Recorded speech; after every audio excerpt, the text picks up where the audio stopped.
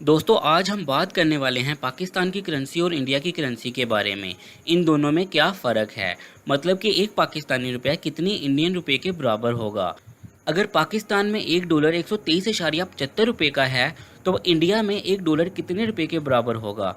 दोस्तों अगर एक पाकिस्तानी यूट्यूबर है और इसकी यूट्यूब से पहली पेमेंट $100 आई हो तो पाकिस्तान में $100 12,375 के बराबर होंगे और इंडिया में $100 कितने रुपए के बराबर होंगे। दोस्तों अमेरिकन करेंसी डॉलर्स में होती है, लंदन करेंसी पाउंड्स में होती है, इंडियन करेंसी रुपी में होती है और पाकिस्तानी करेंसी भी रुपी में ही होती है। यहाँ पर करेंसी की सूरतों में ज़्यादा फ़र्क नहीं होता, बस डिज़ाइन मुख्तलिफ होते हैं ताकि मुख्तलिफ ममालिक की करेंसी को मुख्तलिफ सूरतों में ज़ाहिर किया जा सके। तो चलिए दोस्तों जान लेते हैं कि इन दोनों मुल्कों की करेंसी में क्या फ़र्क है।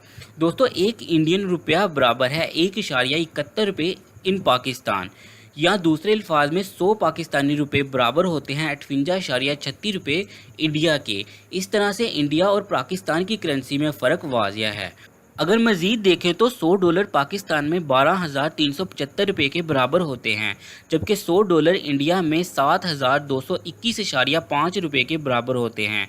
अगर एक यूट्यूबर है और इसकी पहली पेमेंट $100 आई हो तो देखते हैं ये पाकिस्तान में कितनी होगी और इंडिया में कितनी होगी।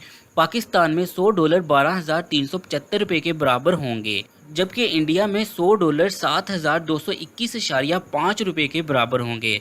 दोस्तों इस तरह से साफ होता है कि इंडिया की करेंसी पाकिस्तान की करेंसी से ऊपर है और वहीं पर पाकिस्तान के रुपए की वैल्यू इंडियन रुपए की वैल्यू से काफ़ी कम है। दूसरे अल्फाज में आप ये भी कह सकते हैं कि इंडिया पाकिस्तान की निस्बत करेंसी की कदर में बेहतर है।